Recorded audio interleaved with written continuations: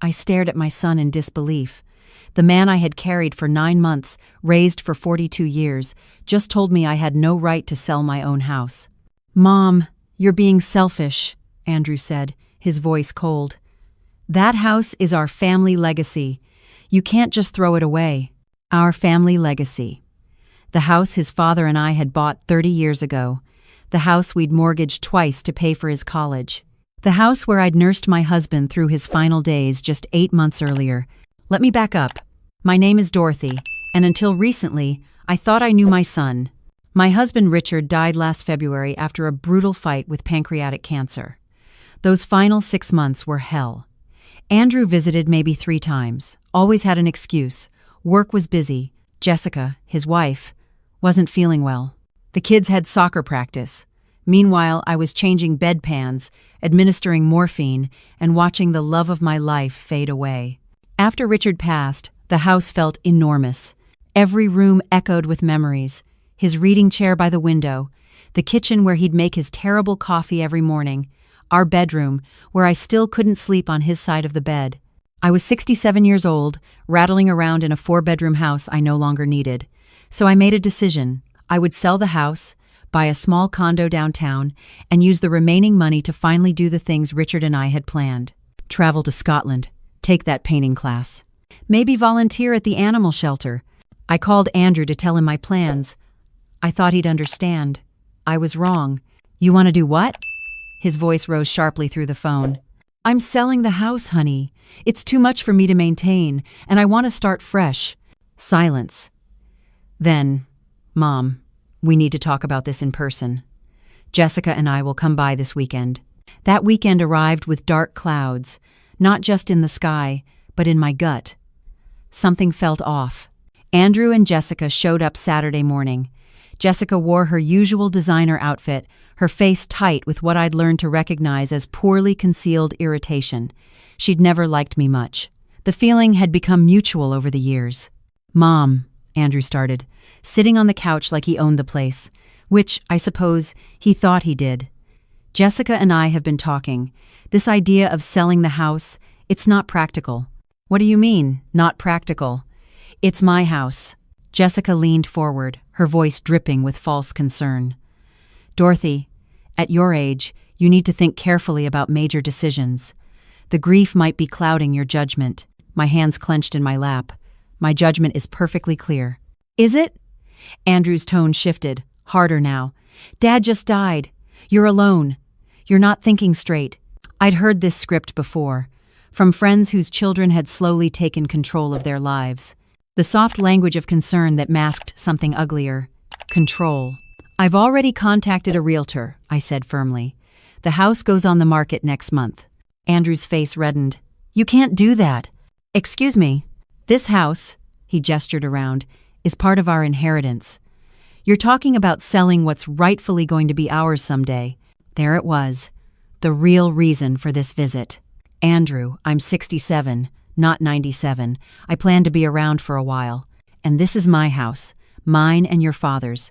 We bought it. We paid for it. I'll do with it what I please." Jessica stood abruptly. "This is ridiculous. We're trying to help you, and you're being stubborn." "Help me?" I laughed, but there was no humor in it. "You visited me twice since your father died. Both times you stayed less than an hour. Don't pretend this is about helping me."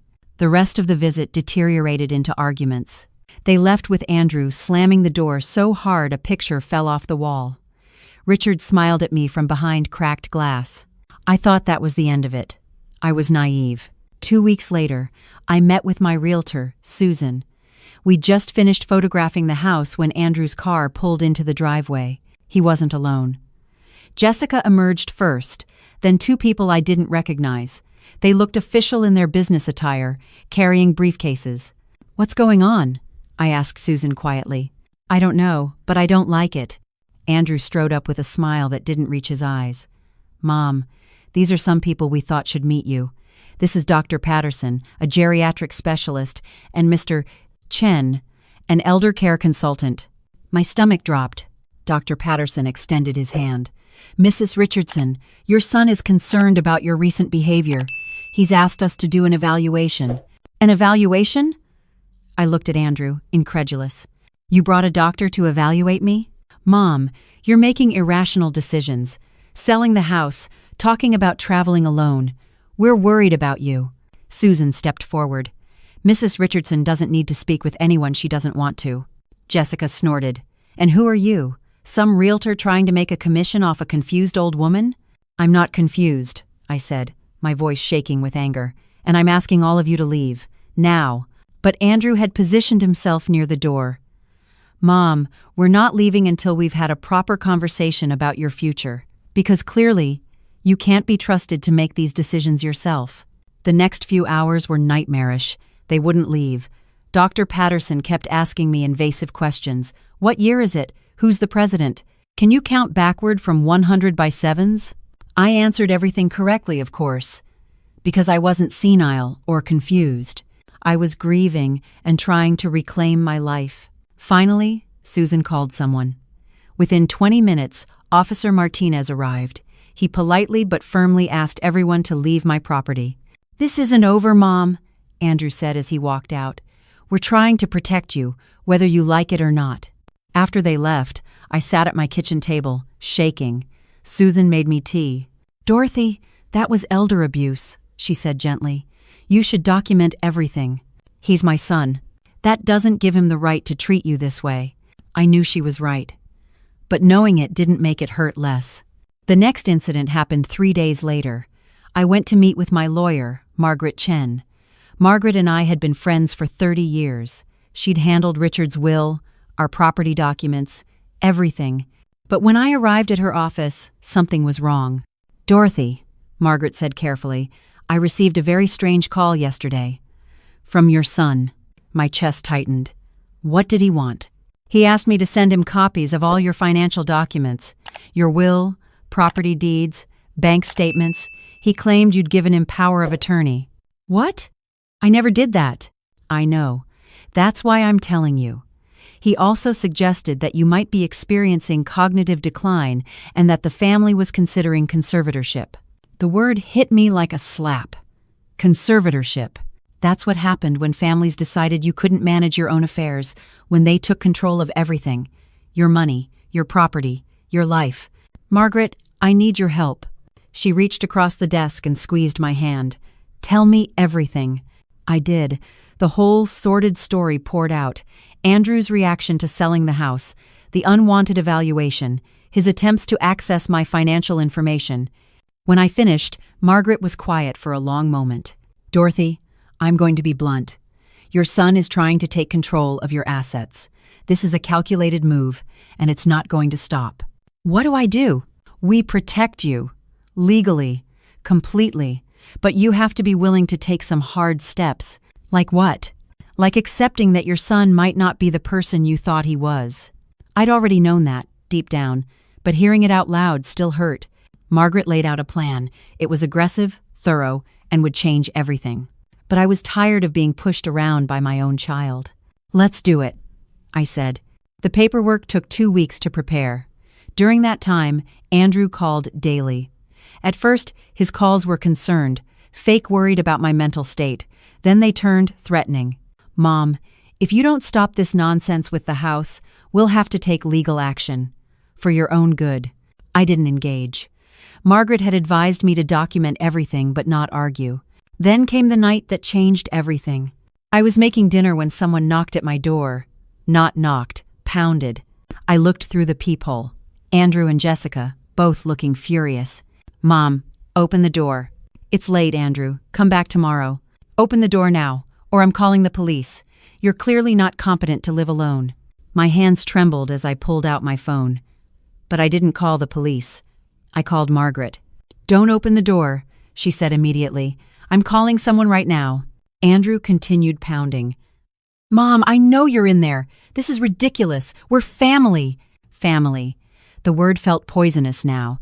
Within minutes, Officer Martinez arrived again, this time with a partner. Through my window, I watched the confrontation. Andrew arguing. Jessica crying about their poor mother. The officers staying professional but firm. Finally, they left. But not before Andrew shouted at my house, You're making a huge mistake, Mom. We're trying to help you. Help, right. The next morning, I found something that made my blood run cold. Someone had tried to break into my garage. The lock was damaged, and there were pry marks on the door. Inside the garage, I kept filing cabinets, old tax returns, property documents, Richard's business papers. They'd been trying to get my papers. I called Margaret immediately. "That's it," she said. "We're accelerating everything. Can you come to my office right now?" An hour later, I sat in Margaret's conference room with her and 2 other attorneys. "Dorothy, we've prepared everything." Margaret slid papers across the table. "But once you sign these, there's no going back. Your relationship with Andrew will likely be permanently damaged." "It's already damaged," I said. "He just doesn't know it yet." The documents were complex, but Margaret explained each one carefully. First, an irrevocable trust. All my assets, the house, my savings, Richard's life insurance, everything would go into a trust. I would be the beneficiary during my lifetime, but Andrew would have no claim to any of it. Second, a new will. The trust would distribute my assets after my death to charities, organizations that helped seniors, animal shelters, women's shelters, places that actually did good in the world. Third, a power of attorney assigned to Margaret and a healthcare directive to my doctor, not my son. Fourth, and this was the nuclear option, a restraining order if Andrew continued his harassment. "If you sign these," Margaret said, "Andrew gets nothing. Not now, not ever. Are you absolutely certain?" I thought about my son. The baby I'd nursed through countless nights, the boy I'd taught to ride a bike, the young man I'd helped through college. Then I thought about the man pounding on my door, the man trying to break into my garage, the man trying to have me declared incompetent so he could control my life. "I'm certain. I signed everything." "Now," Margaret said, "we need to get these documents into the safe deposit box at the bank, and we're going to make sure Andrew knows exactly what you've done." The next part of our plan was brilliant and vindictive, and I won't lie, I enjoyed every moment. I called Andrew, kept my voice shaky, uncertain. "Andrew, honey, I've been thinking about what you said, about not being able to make good decisions right now." Silence on his end.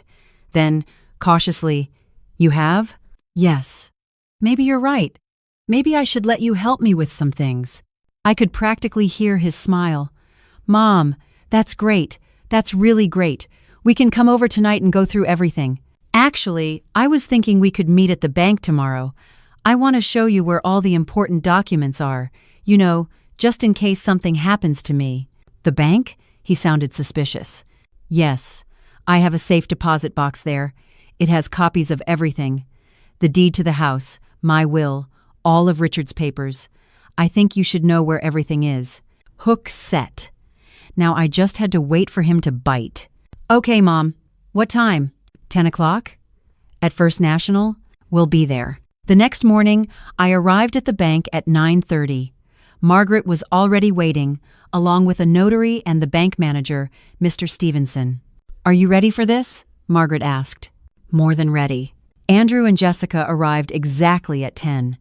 Andrew looked pleased, probably imagining finally getting his hands on my assets. Jessica looked smug. "Hi, Mom," Andrew said, giving me a quick hug that felt utterly insincere. "Thanks for doing this. It really is for the best." "I'm glad you think so. Shall we?" Mr. Stevenson led us to the vault. He unlocked the box and handed it to me. Inside were the newly signed documents. Fresh, crisp, legal, and absolutely devastating to Andrew's plans. "So," I said, pulling out the papers, "I do want to show you everything, but there have been some changes." Andrew frowned. "Changes?"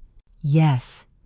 You see, after your behavior over the past few weeks, the unwanted doctor visits, trying to access my financial information, attempting to break into my garage, and threatening to have me declared incompetent, I've made some decisions."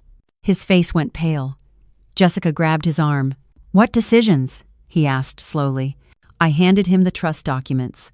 "All of my assets are now in an irrevocable trust. I'm the sole beneficiary during my lifetime.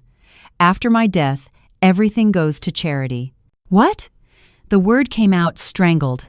"The house you were so concerned about? It's in the trust. I can sell it, buy a condo, travel, do whatever I want, and you have absolutely no say in any of it." Andrew's hands shook as he flipped through the pages. "You can't do this." "I already did. 3 days ago. These are all signed, notarized, and legally binding." Jessica snatched the papers from him. "This is insane. We're your family." Family doesn't try to have their mother declared incompetent. Family doesn't try to steal financial documents. Family doesn't bang on doors at night making threats. "We were trying to protect you," Andrew shouted. "No," I said firmly. "You were trying to protect your inheritance. There's a difference." Margaret stepped forward, handing Andrew another document. "This is a copy of everything. You'll also notice that Mrs. Richardson has assigned power of attorney to me, not you. Any future attempts to interfere with her finances or property will be considered harassment." Andrew's face had gone from pale to red. "You're really doing this? Cutting me out completely?" "You cut yourself out," I said. "When you decided my house was more important than my happiness. When you tried to control my life, instead of supporting my choices. When you treated me like a burden instead of a person." "But we're family," his voice cracked, and for a moment, I saw the boy I'd raised, but only for a moment. "Family goes both ways, Andrew. You made it very clear that what you cared about was money, not me." Jessica pulled at his arm. "Come on, let's get a lawyer. We can fight this." Margaret smiled coldly. "You can certainly try. But Mrs. Richardson has done everything legally and properly. And if you continue to harass her, we won't hesitate to pursue a restraining order." They left. Andrew looked back once, his face a mixture of anger and shock. I didn't look away. After they were gone, I sat down, suddenly exhausted. "That was harder than I thought it would be," I admitted to Margaret. "It always is, when it's family. But Dorothy, you did the right thing." Mr. Stevenson brought me water. "Mrs. Richardson, I've seen this more times than I'd like to admit. Children who think their parents' assets are already theirs. You protected yourself. That takes courage." Over the next few weeks, Andrew tried everything. He called, but I didn't answer. He showed up at the house, but I didn't open the door. He sent letters that alternated between begging and threatening. Margaret handled all of it with cold efficiency. He did hire a lawyer, who quickly informed him that everything I'd done was legal and there was no grounds to challenge the trust. The grief came in waves. I'd lost my husband and my son within a year. But slowly, I realized something important. I hadn't lost my son. He'd shown me who he really was, and I'd chosen myself. 3 months later, I sold the house. Got an excellent price, too. I bought a beautiful 2-bedroom condo downtown with a view of the river, close to restaurants, theaters, the library. With the remaining money, I booked a trip to Scotland. Richard and I had always wanted to go. I also started volunteering at the local senior center, helping other elderly people understand their legal rights. Apparently, my situation wasn't unique. There was an epidemic of adult children trying to control their aging parents' lives. One afternoon, I was leaving the senior center when I saw Andrew sitting in his car across the street. He'd been there for an hour, according to the receptionist. I walked over. Against my better judgment, I tapped on his window. He rolled it down, looking haggard. "Hi, Mom." "Andrew, I miss you," he said quietly. Part of me softened, but I'd learned to trust my instincts now. "Do you miss me?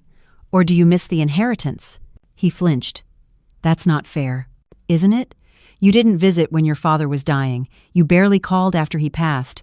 But the minute I mentioned selling the house, you were very interested in my life." "I made mistakes," he said. "Jessica and we got caught up in our own financial stress. The kids' private school costs a fortune, and my business isn't doing as well as I'd hoped. But that doesn't excuse how I treated you." It was the closest to an apology I'd gotten, but something was still off. "Andrew, are you here because you're genuinely sorry, or because you think you can still change my mind about the trust?" The pause before he answered told me everything. "I should go," I said. "Mom, wait." "No. You don't get to do this. You don't get to manipulate me anymore." I walked away. He didn't follow. That night, I sat on my new condo's balcony, watching the sunset over the river. I thought about Richard, what he would think of everything that had happened. I think he'd be proud. He'd always told me I was stronger than I believed. My phone rang. It was Margaret. "Just calling to check on you," she said. "I heard Andrew was at the senior center." Word travels fast. Small legal community. "Are you okay?" "I am. It hurt, but I'm okay." "Good, because I have some news that might make you smile." "Remember how I said we were documenting everything Andrew did?" "Yes." "Well, his attempt to access your financial information and his breaking and entering of your garage could potentially be criminal matters. I've been in touch with the DA's office." "Margaret, I don't want to press charges." "I know. And you don't have to. But it's a good insurance policy. If he ever tries anything again, we have everything documented and ready to go." After we hung up, I poured myself a glass of wine, Richard's favorite Merlot. "We did it," I said to the empty room. "We protected ourselves." The next morning, I went for a walk along the river. An elderly woman was sitting on a bench, looking lost. "Are you all right?" I asked. She looked up, tears in her eyes. "My daughter keeps calling, asking about my will, asking when I'm going to move in with her. I don't want to move in with her, but she makes me feel guilty." I sat down beside her. "Let me tell you a story," I said. And I did. I told her about Andrew, about the trust, about taking back control. By the end, she was smiling. "I didn't know I could do that," she said. "You can. You deserve to live your life on your terms." She thanked me and hurried off, energized. I realized then that my experience, as painful as it had been, had given me something valuable, a story that could help others. I started speaking at senior centers, sharing my experience, teaching people about their rights. Margaret even started joining me, providing legal guidance. We called it the Dorothy Initiative, helping seniors protect themselves from financial abuse by family members. It grew faster than I expected.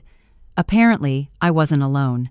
There were thousands of people in similar situations. Adult children who viewed their aging parents as walking ATMs rather than people deserving respect. One afternoon, 6 months after I'd signed the trust documents, I received a letter from Andrew. I almost threw it away. But curiosity got the better of me. The letter was short. "Mom, I've been going to therapy. Jessica and I have separated. I'm finally seeing how toxic our relationship became and how I let her influence how I treated you. I'm not asking for forgiveness or for you to change the trust. I just wanted you to know that I'm trying to be better. I'm sorry for everything. I hope someday we can talk. Love, Andrew." I read it 3 times. Margaret was skeptical when I showed her. Could be manipulation. Could be genuine. Hard to tell. "I know. What are you going to do?" "Nothing. Not right now. If he's really changed, time will tell. If he hasn't, then I've already protected myself." That evening, I packed for Scotland. 3 weeks touring the Highlands. Richard would have loved it. As I closed my suitcase, I thought about the woman I'd been a year ago. Grieving, vulnerable, almost letting my son take control of my life. And I thought about the woman I was now. Strong, independent, helping others find their strength. I'd lost an inheritance-focused son but gained myself. That seemed like a fair trade. The morning I left for Scotland, I stood in my condo, looking around at my new life. Small but mine. Manageable but full of possibilities. I thought about leaving Andrew a note, letting him know I'd received his letter. But I decided against it. Some things take time. Some relationships can heal. Some can't. But either way, I was done letting other people's expectations define my life. I was 67 years old. I'd spent 42 years being Andrew's mother. I'd spent 45 years being Richard's wife. Now, I was going to spend however many years I had left being Dorothy. Just Dorothy. And that was more than enough. As I locked my door and headed for the airport, I smiled. Not because everything was perfect. Not because the pain had disappeared. But because for the first time in a long time, I was free. And that freedom was worth more than any inheritance.